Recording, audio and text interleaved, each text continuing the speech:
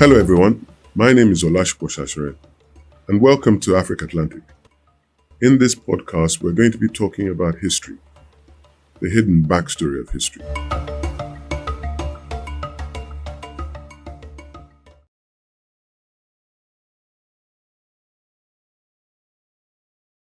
The Atlantic Ocean and what it does to the west coast of Africa is intriguing. And that's probably what we're going to be talking about in some respects, for the history of this part of the country and this part of the continent, and how we can really sort of understand one particular interesting piece of work and how that dovetails into understanding history and bettering our understanding of history. So I want to make it very clear, we shouldn't pretend that we're here for any other reason than the pioneering work of Ademide, and I'm going to be using first names. Imagine Lagos, mapping history, place and politics in a 19th century African city, which has just been released, and it's making the rounds quickly. But we're fortunate to have you with us in Lagos. I say it's pioneering because the approach that you've used has brought out the beauty of additional sources. You've combined some traditional newspapers, letters, maps, newspapers, letters, diaries, and other contemporary primary and secondary sources. But most intriguingly, you brought in this spatial understanding, this historical source called maps and other imagery. So tell us about your intellectual journey in this book. Okay. Well, thank you. It's such a pleasure to be here, and I'm so glad that we're doing this in Lagos, on Lagos Island. And as you said, we're among friends. So it's really an honor for me to be here to discuss my book with such amazing people who have really been pivotal in making this book possible. I mean, they might have my name on it, but obviously this is not a labor of an individual person, right? So I feel like I'm so thankful to be able to be here to have this conversation with people who were talking to me about this work before it became the project that it is now. So I'm really thankful and happy about that. So to talk about the book, I'm somebody who, grew up in Lagos, the usual thing, went to school here for a long time, but at the same time, I never did any history, right? So for me, I didn't really know much about Lagos. Yoruba culture is very powerful, so there's a lot of cultural cues that I did have, but nothing really historical, understanding the history of this place. And it's only until I left the country and people started asking me about where I was from, I realized I really had no information. And so then, but I was one of those people who was tracked into STEM. So I was an engineer, doing architecture, all of those things. And how this happened is I was working in this architectural firm, and basically we were doing work on Lagos. It was all like post-oil boom Lagos, very sort of dark, the kind of dark early democracy Lagos. And I realized that there must be more to this place than just the doom and gloom of, post-oil boom, are we going to be democratic or not? So I started doing all this research in the Netherlands, and I realized I wanted to know more, and I wanted my friends to know more, and I wanted people around me to know more. So then I started doing this research. I ended up getting a PhD in history. And to get to the maps, I was somebody who was a classically trained historian in that what we look for is documents, right? We look for things that are written down. So with the training that I had, the first place they sent me to is England. And I was always uncomfortable with starting my work on Lagos in England. So all of us who are, so I first met Professor Sanni at the National Archives in London, in Kew Gardens. So, but then I would tell my parents I'm working on Lagos history. They're like, why are you in England? And I was like, and it's hard to explain, but because I'm interested in after working on 20th century Lagos for a while, I realized that, doing a little bit of research in the Netherlands, I realized that the real story of Lagos, as far as I was concerned, to understand the 20th century, we had to understand the 1870s, the 1860s, the 1850s and 40s. But then all those documents are in Kew Gardens. They're in the British Library. They're the Royal Geographical Society. So, then I would try to come to Lagos and try to do research here. But, when I was still starting this project, it was very we need documents. And one day, actually, by a happy accident, I was waiting for my documents in Kew Gardens. Yeah. And you tell the story in the book, but yes, please tell it. Yeah. So don't worry, I won't take too long. So at the point about this is that this is probably in 2010 or 2011. Kew Gardens is extremely well organized. It's a really beautiful, well-structured place. And I was waiting for my documents, and I noticed that they had something called the map room on the 3rd floor. And I was like, what on earth is in the map room? And what I found there, as I say in the book, really changed the trajectory of my work, because I went there and I discovered they had all these incredible maps, not just of Nigeria, but of Lagos. And in the book, I talk about how I've categorized these maps into 8 different kinds, because I talk about how the maps do different things. I talk about, because I'm now a historian of maps and map making, I talk about how some of them are intimate maps, and then they talk about relationships, like people are having fights, they're having arguments. Some of them are about territory, they're about British expansion. Some of the maps are about race, Black people live here, white people live here. Some of them really engage with our myths about Lagos, what are the original quarters of Lagos, Olobo, here, this and that. And I found that the maps have so much information, and because of and then there was a really incredible, the cover is from a trigonometrical survey that was done in 1891 in Lagos. And these maps are so huge.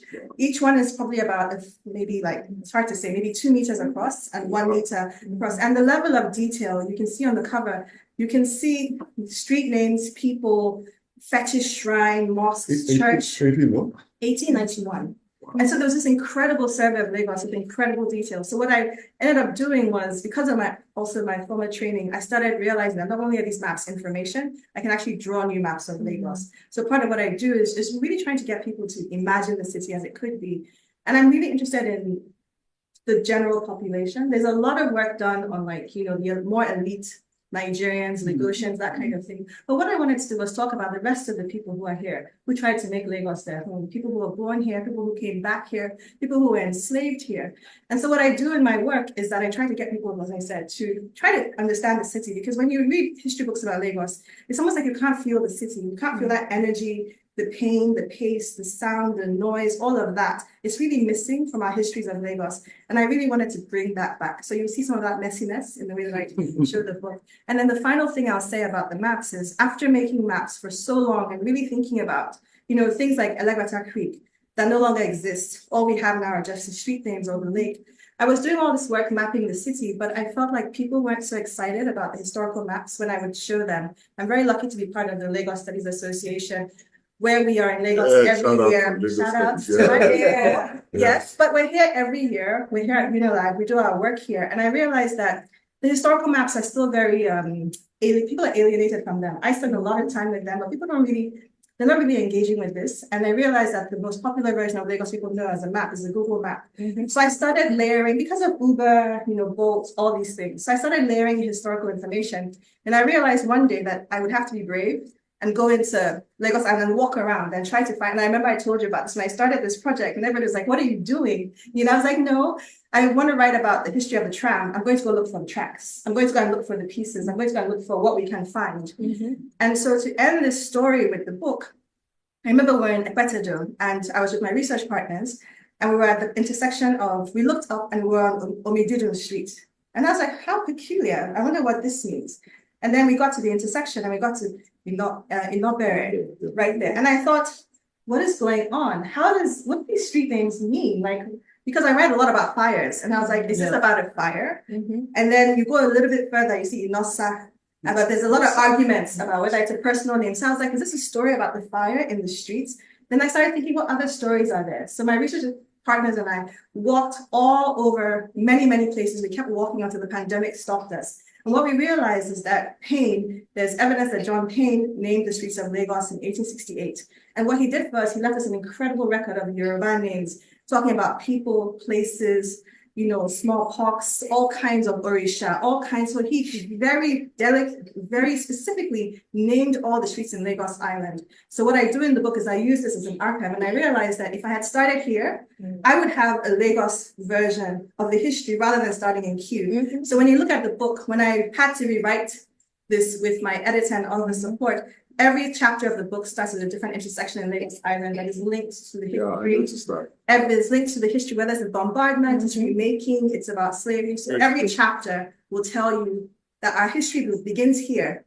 So it took me a while to get there, and also telling the story. So I'm going to ask you to read a bit of it, but before I do that, I just want to leave something with all of us, because I'm going to make us all come back to it. My favorite phrase in this book, and I've read it, is where she uses as a subtitle, landscape and geography as archives. I mean, she's talking about a source. And she takes, this is now not ordinary material for a historian.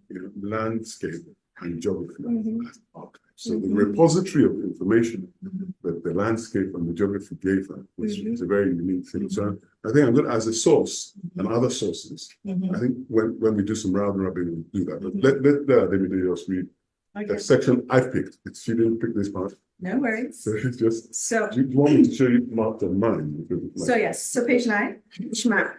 Okay, yes. So I wrote in the book on page 9, each map represents a dialogue. Each map that I make actually in the book represents a dialogue with the past and the present.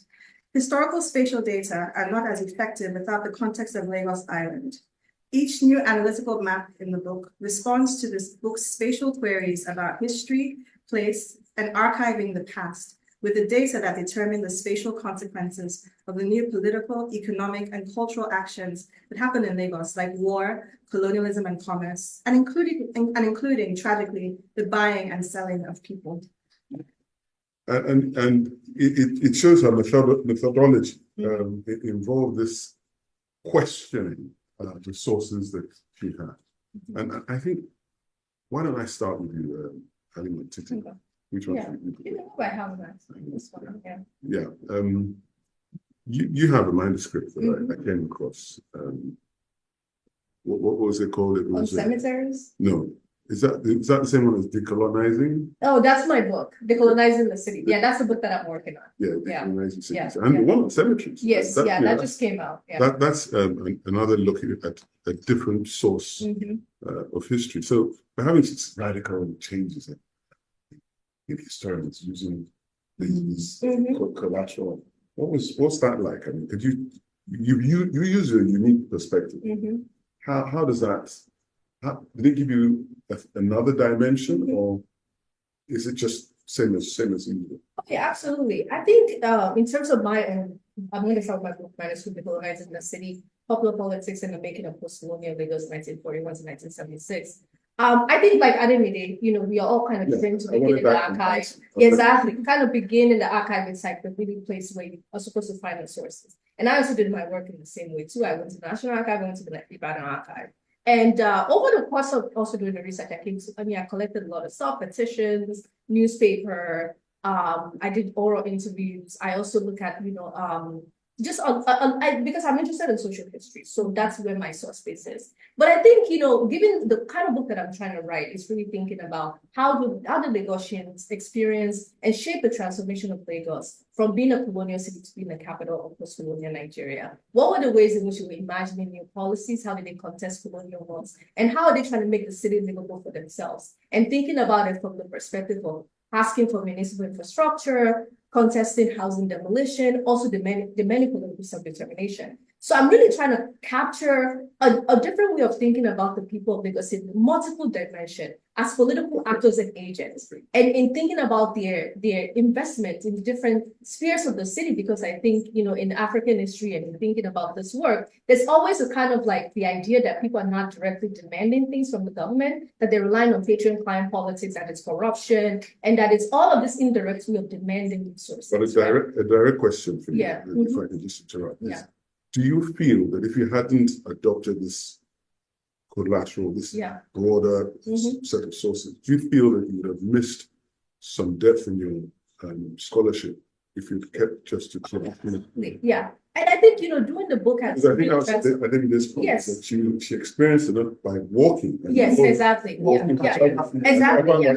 Absolutely. Yeah, I mean, I had to do, doing the interview, I realized that also through the act of like moving about different part of Lagos, I've been able to discover things like, for example, Port Novo Market Street, where an uprising against housing demolition happened in the 1950s. This is now what they call Habeeb streets, but it was really at Port Novo Market Street, and Port Novo Market Street is a place that has existed since the 19th century, where people of Port Novo would bring food to the Lagos. So that's like the major side of the uprising, and I had somebody take me there. And there's a sign that says Market Street at the moment. Yeah. That's the only sign that I can ever find to see like it actually existed there. So I think it's important.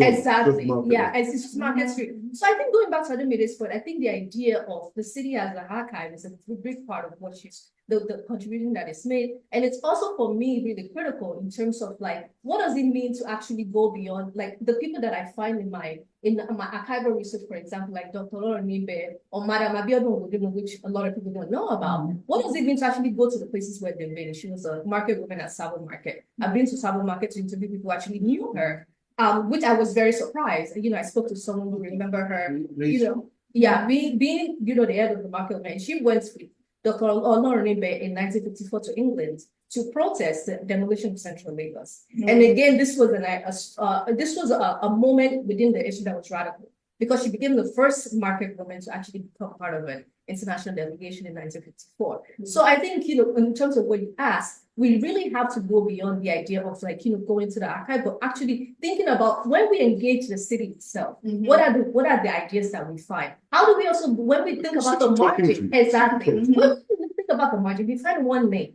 that could become the source of so many information. If you really take seriously the investigative part of really trying to search, and not really believe that because you think that everything has changed, it's not there. And I think that's really what we miss. We think that because, you know, things have been built upon, people have like, you know, they have new houses, it's not the same anymore. It's actually not true. If you look carefully, you can actually find it. Still all there. Yeah, exactly. Professor Sanni, yeah, in 3 weeks' time, Professor.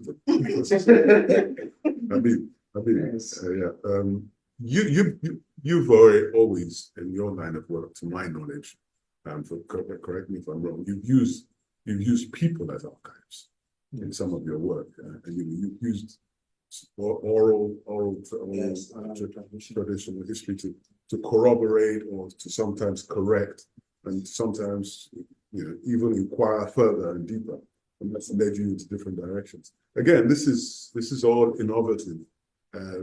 Half a century ago, the academics before the group that returned in the 60s were told that those were not veritable sources of, you know, we were told that we didn't have history because we couldn't so how would you evaluate what two ladies have talked about, you know, about alternate sources of history?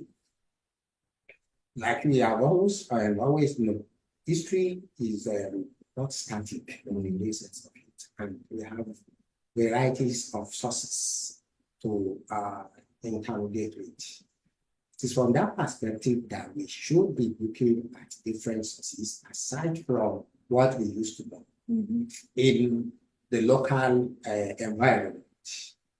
Historians have always relied on what you have referred to as oral sources, as oral information, oral tradition as a major source of history.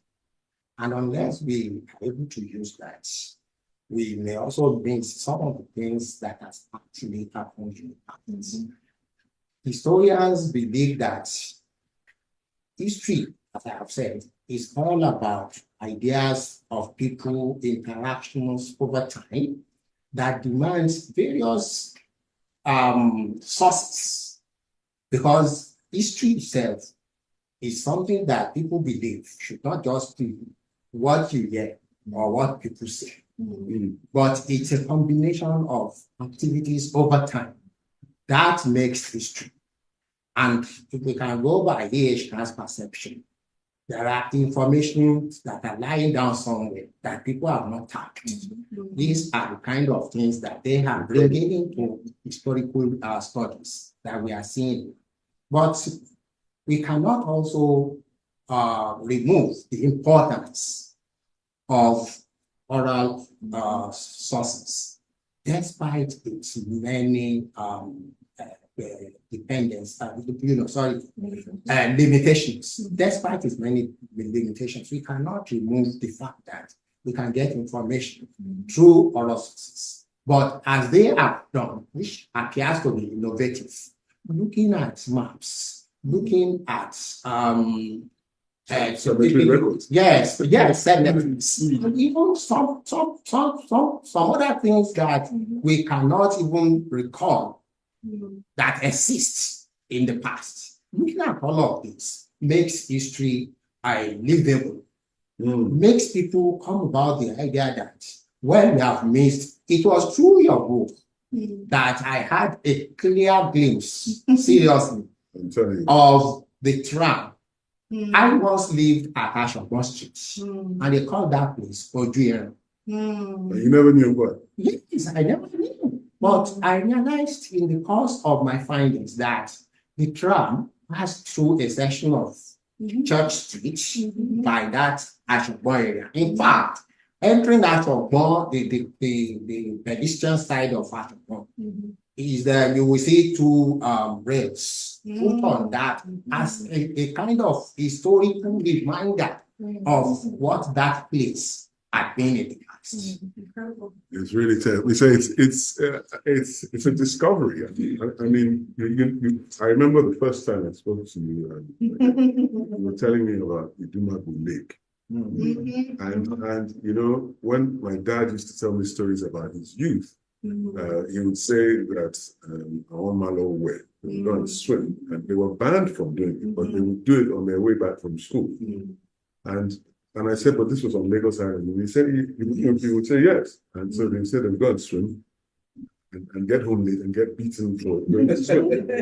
So he was obviously talking about a lake that didn't exist. But the young boy that I was, I never interrogated. And I looked at the stories and I said, this guy, I mean, really, are you? So when Ademide was telling me about these sand-filled and reclaimed areas that have been overtaken and how the maps were talking about these areas. I thought that was really, really good. I mean, what else did you, before I come to Chevy, what else did you find that was a stunning?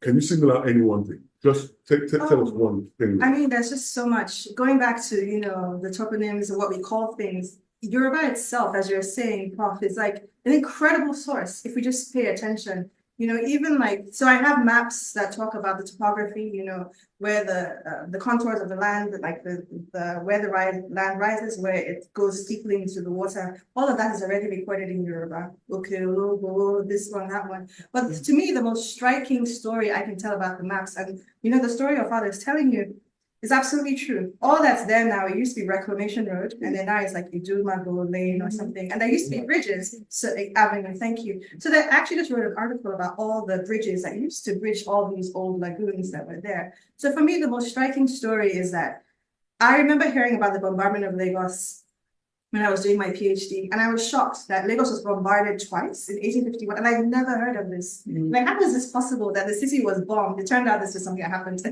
quite frequently on the coast with the British cruisers. And so for me, I was just so taken with that story that, you know, the city could have been destroyed and rebuilt. So actually Lagos was constantly being redone and rebuilt. And what really struck me in the sources was that one of the captains on the ship wrote a letter that he tried to bomb Olobo and Faji and all those places, but the city was saved by a lake and a creek. And I was like, how curious, I wonder what this means. And then it just stayed with me for a long time. And I always tell people that the people that bombarded Lagos, in their maps, they wrote their names all over the city. So if you go to Wilmot Point, he was one of the captains on the ship that bombarded in 1851. So it's our history is everywhere. And I remember when but you see, it took me a really long time to understand that. And so I remember when I looked at this 1891 map, I saw a lake and a creek. And I was like, no way. Could it really be? Because right now, if you go there, you see Lake Street and you see Elegbata Street, Creek. And for the longest time, I've been trying to find the meaning of Elegbata. Like, what does this mean? I've asked so many people, nobody knows. Maybe somebody here knows. But I don't know yet. But the point, so exactly, but so some people say that, but it's been really hard to find. We'll talk about this afterwards then. But the point is that I looked on the maps, and you know, I draw these maps that compare contemporary Lagos to the historical Lagos. And I was able to, you know, so I was standing there at the corner of Lake and Elegbata Street. And it was just so stunning to me that the street, when you look at it from the aerial perspective, it curves. The street follows the same curve as the creek does. And people may not know that they're living on an old creek. And I'll end with this quote by Toni Morrison, where she talks about water remembers. So when you look at the way that Lagos floods, it floods where a lot of those old creeks were.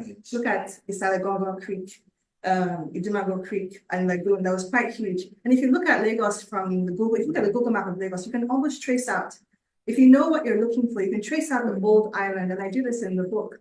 So it's really incredible to me that it was all just there. And so that's why this is the cover. And that's my favorite story about geography that, I've been to Lakeshore, I've been there, we captured all these images, and it's all just right there in front of us. Yeah. If we know how to look at it. Yes, we know. Imagine Lakes. That's a great title. Dr. Jimoh. So,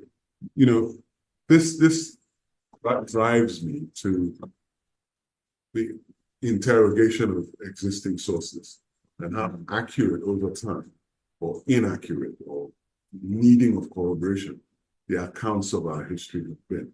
Because here we're talking about discoveries, okay? So, but there's been certain staples, certain basic secondary sources that people have relied on and built their own scholarship on. How serious do you think the misadventure of some of our history? I think Halimat and Professor Adelusi represent two episodes of sources of Lagos history. Now, she is using cemetery to interpret the post-colonial realities of Lagos while she's talking about the working cartography in the 19th century, telling us that looking at Lagos itself, Lagos tells its own story if you look at Lagos very well. But I think everybody will build our foundation on Lucy and Buckleywood over the years. Before 19th century, Christian man, delved into the colonial judicial record to tell us about the struggle over properties and that interpret the Brilliant book. Capitalist nature or face of Lagos history. But for me, events in Lagos in the 19th century and outside Lagos, there's a nexus, because Lagos, I don't believe Lagos existed then in a vacuum. So we need to start questioning the two sources, the two prominent sources of Lagos history, Lucy and Buckleywood, by looking at the surroundings of Lagos. What does it tell us about the accuracy of Lucy? For me, Lagos is beyond Lucy. Lagos is beyond Buckleywood. But how do we get into that lost phase of Lagos history? It's what Prof have, she has given us an example of inventing different techniques different to recover a substantial, silent history of Lagos. In what this guy, Matthew Gandhi, will call historiography of absence. Lagos 17th century, we are yet to know about Lagos of 16th century, 15th century, because I believe there is Lagos of 15th century, there's Lagos of 14th century. Absolutely. So how do we recover these centuries of Lagos history? She has shown an example of great, imagination, invention, technology, bringing all these together to tell us about what ordinarily you cannot find in the archives. Because the Europeans who document our history only document what they want us to know. They will document what will shape our identity as Africans, not as human beings, but as Africans. Now she is telling us, walking around the city tells its own stories. Then how do we tell the story of pre-European, phase of Lagos history? So I want to believe that Lucy and Buckleywood actually represented 19th century, nothing beyond that. Yeah, and Buckleywood is quite. He's almost confessionary in his opening when he says he was asked to write it by John Jimenez, who was the administrator of Lagos at the time. You were asked to write it by the British administrator. Really, what value could you really do for us beyond what the administrator wanted to hear? And he said, well, and I couldn't find anything beyond. No stories told me anything beyond 1700 anyway. So he obviously blanked out anything before 1700. So we really need to, and going back to my favorite phrase in Ademide's book, the landscape and geography as archives, sedimentology, and the study of earthworks. The anthropologists will tell you that people buried living things. So you bury your pots, or they'll get buried by weather and circumstance. And so For instance, the work of the fantastic professors in the archaeology department of the University of Ralph Alabi and their work in Badagry shows human activity there 3,000 years, and using earthenworks and ditches and groves and things that anthropologists will tell you show human activity for the human and naked eye. So I think there's a wider. I think coming from our book again, just strike me now about Elegbeta and being from issue. We should have talked before. Now, Should have talked again. do we have issue in 19th century Lagos? Yes, sure. How did you came about 19th century Lagos? And if you look at the history of issue vis-a-vis the Yoruba history, Maybe you should tell our viewers what issue is. issue is, I don't want to have this. It's It's a god. It's one of the Yoruba gods. Yoruba gods. deity, Yeah. Even though it's often mistranslated as devil, but it's not devil. Exactly, yeah. If we have issue in Lagos in 19th century to the extent of having Elegbeta streets. I think But it's always outside. The outside. Outside. And then Somotan. Once suggested maybe issue Legbar that was spelled wrongly on the maps, because you do see that spelled wrongly, but it's really hard to find evidence of this from the 19th. Well, I found it from the 19th, but sorry. Now, issue Elegbeta is not. It has been one of the deities worshipped by one of his children. Consistently over the same, and you will find that the traditional the Boloye still today, the chiefs still use that phrase. So the possibility of a mistake is The point I'm trying to raise is if you have issue Elegbara or Elegbata, the case would be, definitely issue is not a coastal deity. Interesting. Why not? It is not, because what is when you have a coastal city, you probably have Obocha, Obofin, Olokun. There's Ojo right? Street. Yeah. The So palace. in other words, for you to have issue in a coastal city of Lagos, it must have been brought from the hinterland, not by that generation. Not to some extent. Sorry. The Ayo, for example, Ademide, there's a lot of contention in terms of like when the Ayo actually came to Lagos. Yes. And then because the Ayo is also very much associated with like burials, because when you have an important chief that's when the Ayo comes out. And then after a long period of time, sometimes we'll bring the Ayo half another important person, right? And there's all these stories about this Olubani woman who's an incredible woman that she might possibly have brought Ayo into Lagos. Exactly, that's possible. So I don't know. I mean, I said it's possible. I'm not saying That's you can be very. Anyway, the point I'm raising is the material culture. Okay. Looking at Lagos history from the material culture. Yeah. Because if you study the material culture and the origin of those particular cultural objects, it tells much about the history of the location. Yeah. Probably an interaction between Lagos as a coastal city and the hinterland, or an existing civilization that is yet to be accounted for, because they should go beyond 19th century Yoruba civilization, right? Yeah. And Eshu is not something you found, you establish on your own. Yeah. It's an inherited deity. Yeah. Okay. I see Jimoh's point, that it shows a history of a bunch of people Migration. by far older than Buckley Wood. Oh, sorry. Can I respond? I want to build up on what Dr. Jimoh said about Lucy. Because I agree with you that people take Lucy at face value, right? There's always this idea that, it's not really, you can't investigate it, or you can't think about its fallacy, right? And it's like, it's a go-to source, it's a classical source when it comes to short later. But I think we need to think about its methodology. How and why did he write this book, right? And the methodology is really critical because it helps us to also think about what is missing, the voices that have been obscured. For example, the first Yoruba version published in 1914, he says it in the preface. It was like, I wrote this book, he was a Roman Catholic headmaster. The Roman Catholic priest came to him and said, we need the short pamphlet for the people who learn the issue of it. But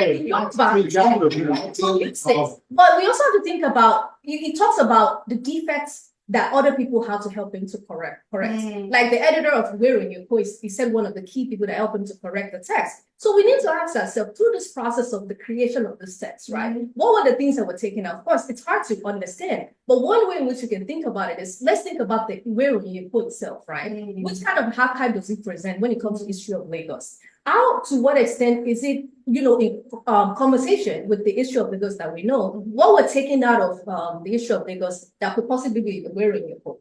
There's also all that question that we can think about as a way of enhancing Losi's book, which I agree needs to be critiqued, but we also can think about Losi as offering us a trace to think about other parts of Lagos history. But not a staple. It should never be treated as a staple. You see, I think about him. I disagree in that of trying to repair Lucy.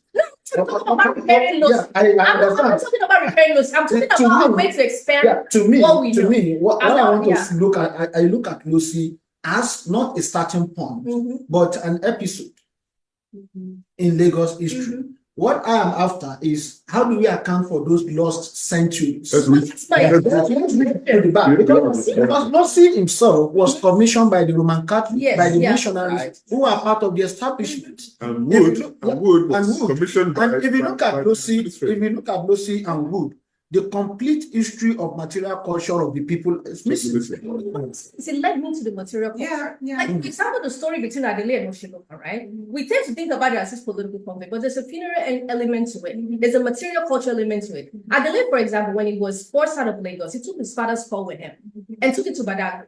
What does that mean that, when we think about the, burying bodies and all this stuff, right? We think about the idea like ancestors are formed because they have to be in the house. But he took his father's call with him to Badagry and ensured that his father's call had to be buried in Benin. He figured out a way to do it. And it's not just Lucy who talked about this. I think Richard Lander, who saw him in Badagry, said, at this point, Adelaide's father's call has been buried in Benin. Because by having this call, that gave him legitimacy to still be able to claim to be Oba. So that connected to the previous one. Exactly. That's a trace of the material culture that I'm telling you about that. It's because of that story of reading Lucy that I was like, wow, this is how I can think about the history of Lagos differently, the connection to Benin, how people also manipulate funerary tradition as a means of asserting power. Wow. And that's what I'm talking about. We can lead us to other things. I agree with you.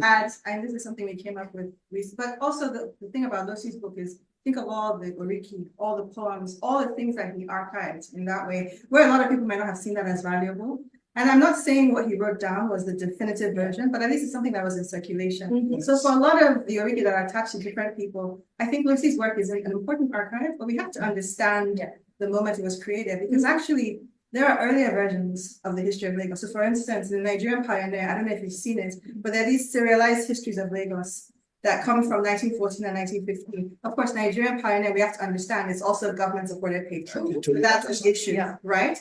But on the other hand, through a lot of the older papers, people are constantly writing what they think is the history of Lagos. And in fact, even like, I know our dear friend who's passed away, Prof, he wrote about remember the shrine of Itaomi, or something like that. Otaomi, sorry, yes, thank you.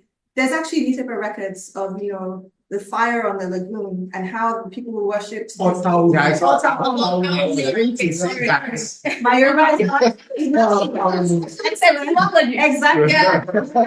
Not stupendously excellent, but there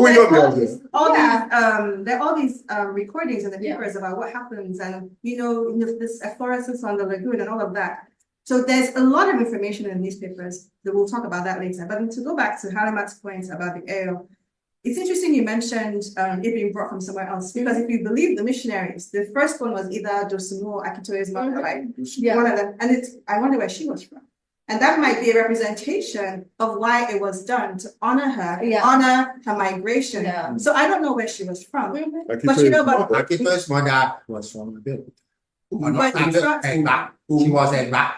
Well, it depends on but what you said reminds me that, if we trace these lineages and these migrations, maybe these things we think of as fundamentally about Lagos are really fundamentally about migration and relationships that we see back and forth. I think that's what you said about the other stories. I'm sorry, just really quickly. Because what you said was really important about going beyond Lagos, right? You have the central Lagos, go to the central Lagos. Yeah, absolutely. Because what you said made me think, even going back to Losi again, we talked about how all the children of the Gofumine, they went to Kutemeta, they went to Sherry, they went to Oto, they went to Ido.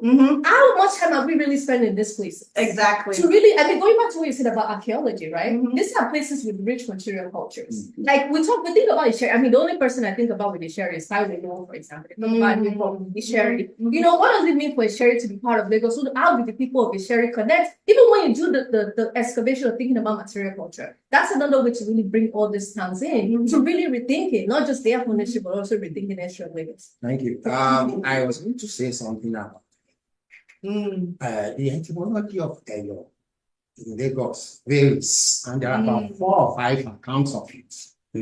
But prior to being used as a kind of funeral, it had been used first and foremost to solve the fertility problem of Olubali, the wife of Obali. And it was from that perspective we find out that there are 3 main Orisha instead of 5. You have the Adimu or Adamu Orisha, which in itself is broken into 2. Ogunran and Adimu, male and female. Then you have Oshaoniko and Oshaologe. These are the 3 deities of the Adamu Orisha that were brought not from Iperu, but from Benin by a version. That it was the paraphernalia of the Eyo that was later added by Molu and Iperu man, who followed the procession to the worshipping of these deities at modern, what do you call the place now? Around around that area. So, Ademide started first as a fertility god, and the Europeans account, which probably explain why when you see them on the morning, they're not wearing they just wear a wrapper and these charms. So that shows the extent of the failure of the so-called account by these European-sponsored writers of Lagos history. That Ademide festival started with the burial of the wife, the family, it preceded that. But we all know the story. Back to the book, it's just called for us to start rethinking. That's exactly the pause I was going the whole process of writing history. Because oftentimes we relied on the archives, and archive itself is a product of politics of identity. Also celebrated sources like Loshi and so as a people, we must begin to think about, 1, archaeology, the material culture of Lagos, because beyond Lagos Island, Losi and Buckleyhood concentrated on Lagos Island. But we are going to do a lot of fantastic job for the people if we look at Lagos beyond Lagos. Because there is that connection. Take, for instance, what does Losi tell us about Igbo Efon? Just around that. What does it tell us about Okepa? Even what does it tell us about Alausa? The present seat of government. The entire Eastern district. If we look at the history of Alausa, for instance, then we can begin to think of why the people of Lagos sees Alausa as their farmstead. What is the connection between Alausa and the present Oshodi? Oshodi. Do those places, are we talking about 19th century? Then Agege is a kola reserve, a kola nut farm. How many years does it take a kola nut to grow? How many? It's like 10 years, 10, 15 years. Is that a fact? Yeah. So when I pluck a cola, for you to have a very big kola nut farm in that area, it shows that there are settlements, there are civilization. Because people must live on the farm, survive, and so for us to get the accurate or near accurate history of Lagos, we have to move a bit outside Lagos, start to see that connection. And she has given us the working, what do you call it, a new tool to imagine a city. Yeah, to reimagine. A city. I just want to add that even before we get to Alausa or anywhere else, we need to talk about Victoria Island. We need to talk about Ibutimeta. Because when we talk about Ikoyi, Because if you look at the maps of Lagos from the 1870s, 1880s, there's even a really incredible survey of Victoria Island from 1898. And there's so much information about farms, about homes, about crops, about the villages, about settlements, about 20-something villages. and you know, Victoria Island is a relatively recent settlement. So is Ikoyi. So I feel like we could probably even find more information there because you know we focus a lot on Lagos Island and the personalities, but there's so much to be done in Ikoyi and Victoria Island. And I think that this is work that we're always sort of going very far. There's a lot of stuff that's really close, especially that's really recent. And it's funny, like, so can I ask a question? What do we think about the history of Five Cowrie Creek? Okay, Five Cowrie is one of so close by. It's a place, or it was a place where before people can cross to the other side of Lagoon, so modern Victoria, you have to pay 5 pounds. Why? Because there was a bridge. What do you mean by why? From which people crosses. But before the bridge, one of the Yes. things I've been seeing recently about this is that they used to do baptisms there. A lot of the missionaries, Yes, they would do baptisms there. Yeah. No, right there in Five Cowrie Creek, right at the where the Victoria Island can almost meet Lagos Island. And the old name before Five Cowrie Creek is, okay, you're going to laugh at my Yoruba, Odo Alarum. Okay. And so, Alarum. Alaro. R-A-L-A-R-U-N. Alarm. That's a sick person. Oh, Right. Alarum. Alarum, Okay. right? Interesting. And so I've been finding a lot of this. I was sure. I was The very river, glad- literally the river of Yes. wellness. illness. Yeah. What I've been finding is that perhaps there's a connection between people who used to worship and heal people there, Yeah. and why the missionaries would. That's as they- anthropology coming into Right. yes. And Yeah. so missionaries taking people there to be healed is probably another layer of people already believe that the water is healing. Exactly. So Five Cowrie Creek is a much newer name. And so when we look at this geography of the city, we can see that the city itself it's telling us things. And if we just listen to, I'm really working on a history of the water now. And so if we're thinking, and you have to wonder, why did they put the colonial hospital right there, right? In that area near exactly where it was built. It's a there. European. So there's there's a sense of people understanding water and power and healing that's embedded right there in the names of these places. So I just think that even the things we take for granted. The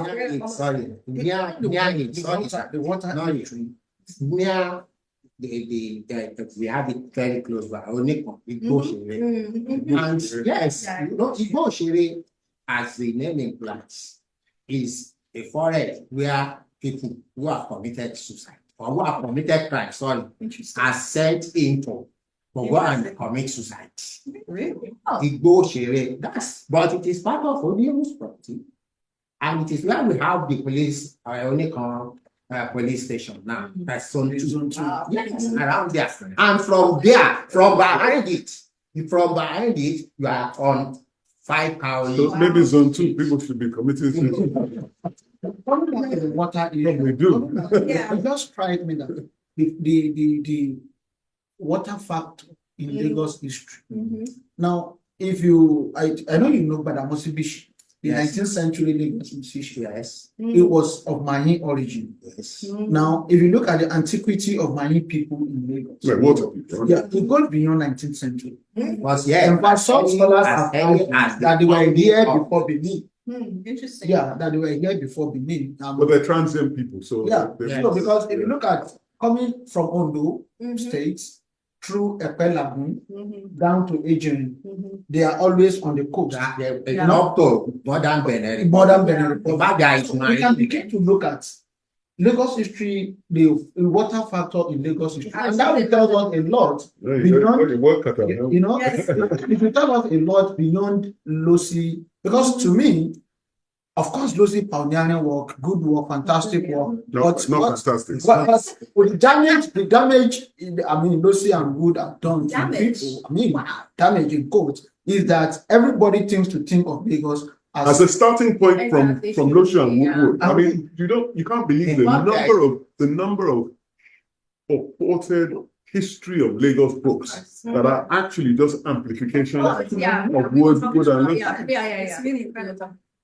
In one of my recent I think we're running out of time. Okay. Would you believe that we've been talking for an hour? That's really fun. Like 30 minutes. I'm going to follow up on Dr. Sanni. Yeah, go on. In one of my books on Lagos recently, I wrote something on intergroup relations in the Lagos area up to 1967. I used 1967 as a starting point for Lagos State. But the work itself looked at Lagos area, not as Lagos alone. This story about Olofin being the eldest settlers in Lagos is a lot that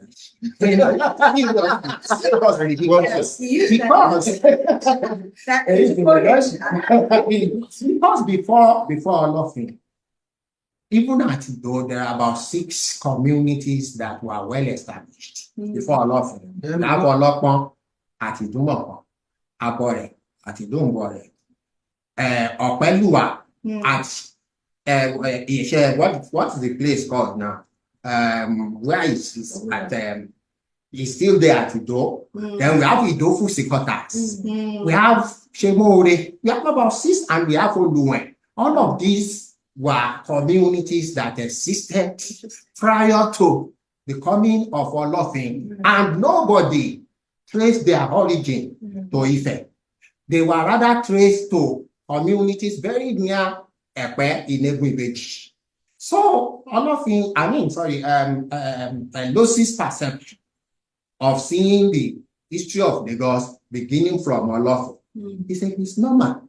And I can say, sir, that these have been documented in what they call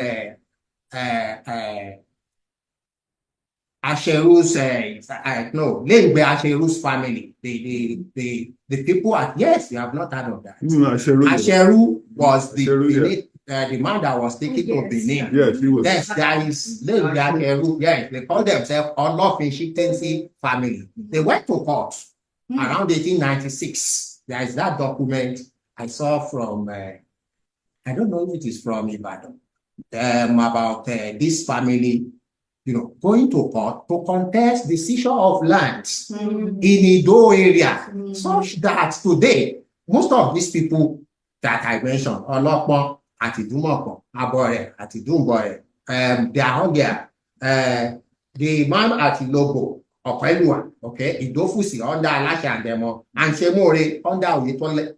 All of these people lost their properties because the British targeted the area for the construction, first of the railways, and kept asking these people to move to other places. At a point, they stopped compensating them. And in the history of Lagos today, you can hardly hear of those families. They are now buried within the Olotos royal family. And in fact, one of the contending issues in Oto up to today is the struggle over the ownership of Elegba between Opelua and the Oto people.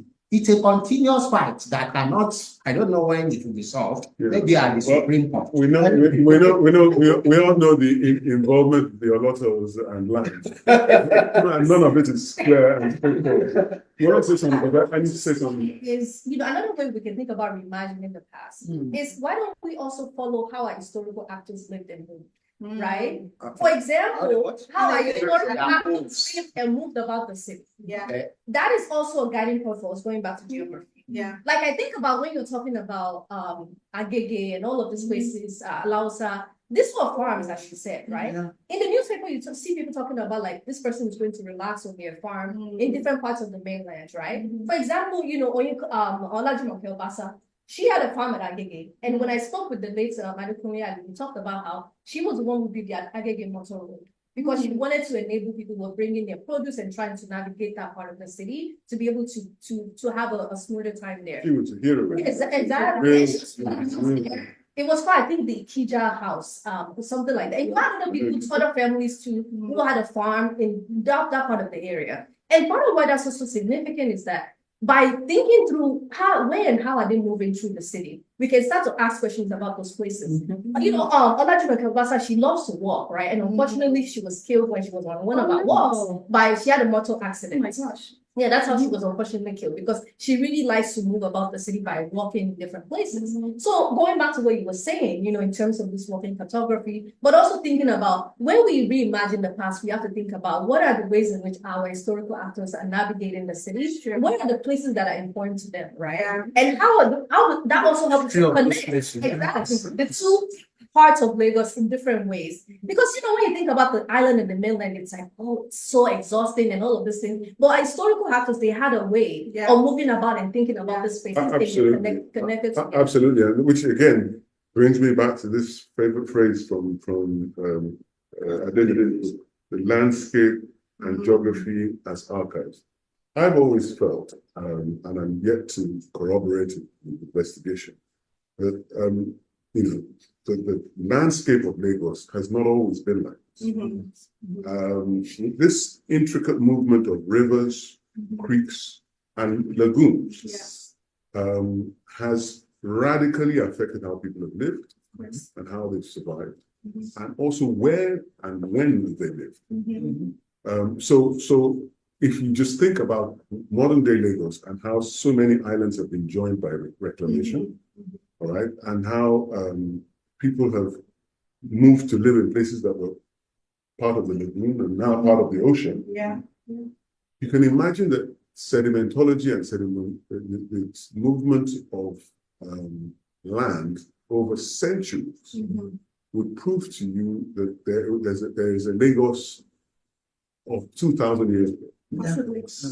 And you'd find that I wouldn't find it startling to believe, because if you study the texture of Lagos Islands, the islands, and the mainland shoreline, it's not very different from the Badagry and the intricate movement of creeks and the islands in Badagry.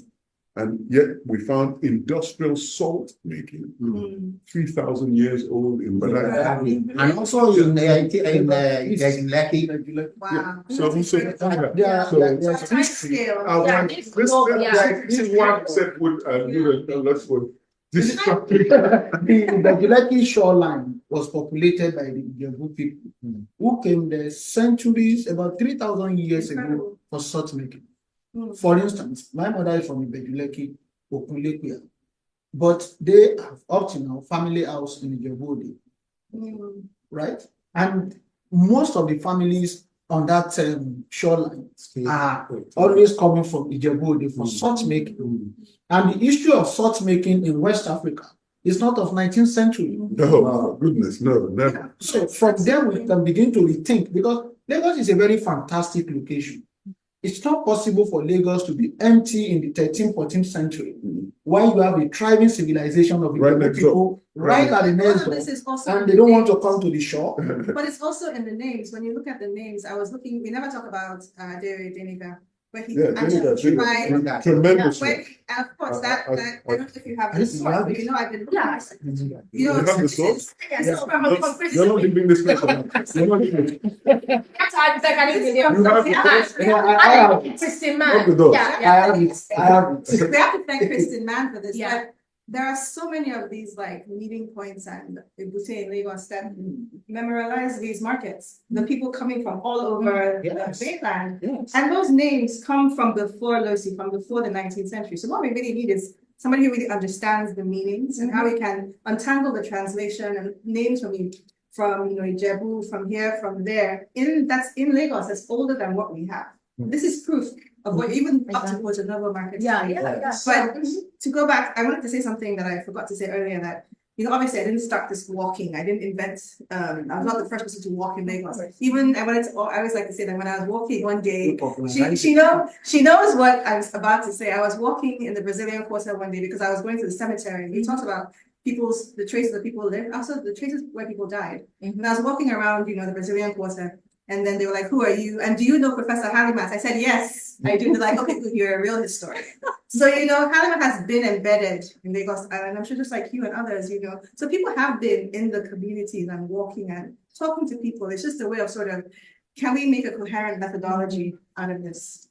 So, but I was also going to say in my final thinking about archaeology, what's his name?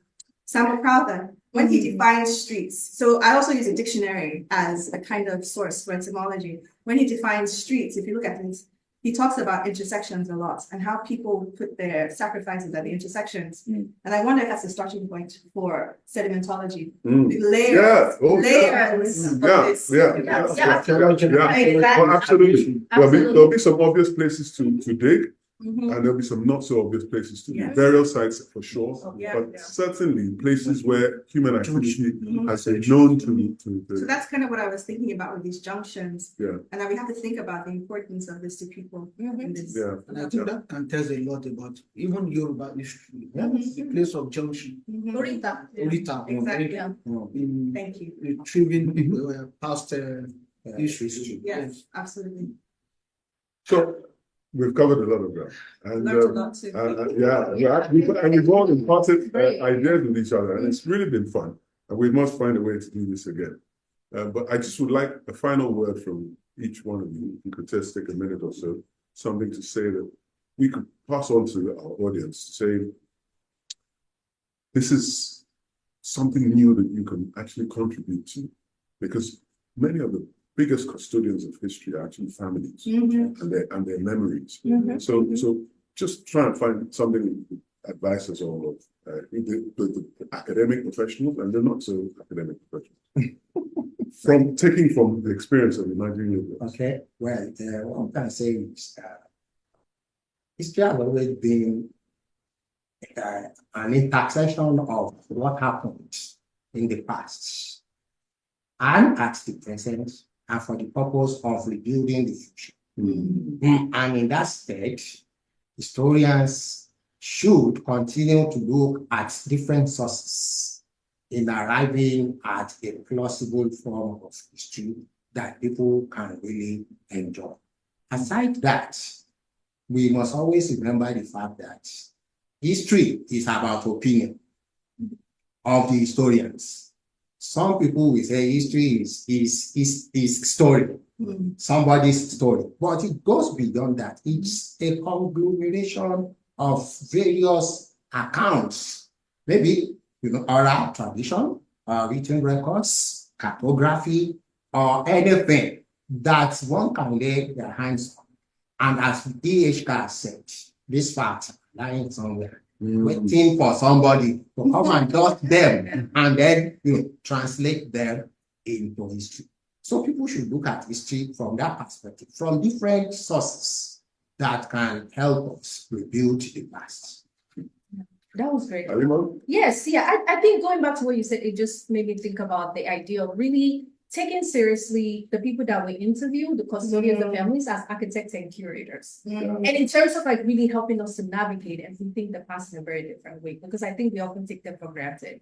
And that's very important in terms of reimagining and thinking about new sources. The other thing that I also want to add to that is I'm also thinking about, blanket. Oh yeah, I want to also think about the margins of some of the sources that we read, right? Or even the names can be the guiding spaces and point towards finding new sources. Because sometimes when we see one name, we might think, well, I can't find a lot about it, right? That means it's not important. But the fact that people show up, they're part of what we're reading, they are part of the conversation. We need to think about how can we amplify their voices. Oral interview is one of them, looking at newspaper, obviously talking to a lot of families, also, being in the city, right? And I think goes back to what you said, it kind of goes back to your book in terms of really thinking about the city as an archive, right? It's a really critical point. But I think really taking oral custodian, as a custodian seriously, as really architects, people who have a vision that they can help us reconstruct in so many ways through the ways in which they tell us about it. It's also very critical in terms of rethinking sources.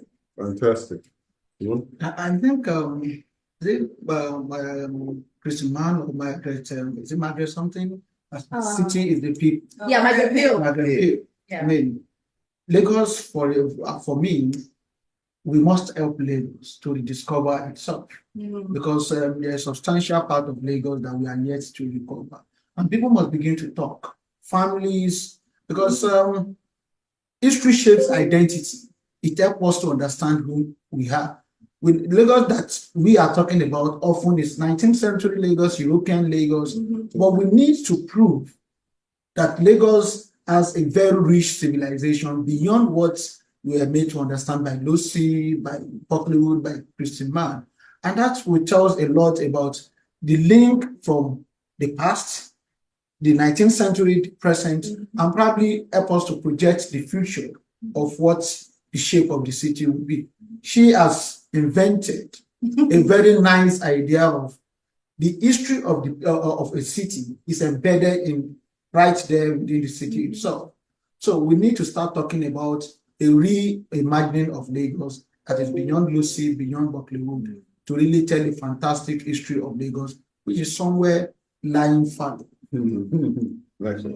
I do believe. Well, I mean, I'll just say quickly, I guess I'll give the non-academic perspective on this one. I'll say two things. Talk to your family members. One of the things that I didn't do is talk to the older people in my family, and they have incredible experiences. Talk to your grandmothers, your grandfathers, your parents, record them. You know, record their versions of history, because that's one thing we don't have. You know, our family experiences. My mother repeat these stories to me, and what I should do is record her and my dad. So talk to your family, find out your histories. Everybody has a history. Every family is the same age. The second thing I say to people is look up, whether it's where you work or where you live or where your friends or where you like to hang out. Where are you in Lagos? Where are you in the city? And what does this name mean? Is it a recent name? Is it an old name? What is this place that's meaningful to you? What does the name mean? Can you find that out? I mean, I grew up in a street I didn't understand, was completely linked to the history of Lagos to the 17th century. But I could never understand that connection. So like, you know, but well, I spent a lot of time there. But one of the things that, but one of the things is that we're all connected. So everybody, let's look up wherever you are. You know, why, you know, fantastic. Fantastic. So yeah, there's a map, there's a diary, there's a photograph, there's something in your wardrobe and the wardrobe of your grandmother or your auntie. Thank you very much. I must thank you. Thank you so much for spending time. It's been fun. It's the best one I've spent in a long time. Oh, nice. Thank you all. So we'll make sure we circulate this and try and teach the people. Thanks a lot. Okay. Thank you. Like, you know, he wants to come back to Lagos. And he asked me one day, he's like, Ademide, can you find a map of Oniko on an old map? Brown. And it's so fascinating. So I was like, okay, let me look at my maps. There is no Oniko on the maps until the 1910, 1930. This was just Araromi. Yeah. That was this whole area. And I was like, this is when they did the washing, right?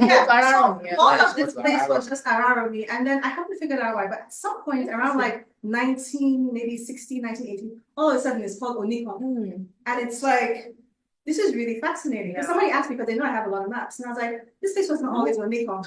So I don't know. And so if you want to buy a copy, don't buy it, and it's on Amazon. No, it's also in Lagos. If you go to Bada, I'm sorry. Imagine Lagos upside down. If you go to Bada, Lagos, it's on Boyle Street, 27. You can get a copy of the book in Naira. But yes, Bada. That's the Bada, Lagos return at the opposite of Japa. And so I'm also working on, you know, as I was saying to you, versions that can be more accessible, because this is primarily an academic book. I really want to work with all of us to sort of produce something that even young people can read, something that's more accessible, that's more visual. So yeah, so watch this thing. I think we found it Anatolia. This is probably one of the best books in Lagos. Really is. I read it this weekend. I didn't put it down. The language, the style, the techniques is fantastic. Thank you. Like I said, it has my name, but this is really a labor of so many people. And you know, you saw all of this coming when I remember I told you about the walking, and this is where we are now. And I also talk about people like Olasupo and they call that I worked with, because you know I work with a photographer and another researcher, and they captured so much, and I write about them. Good.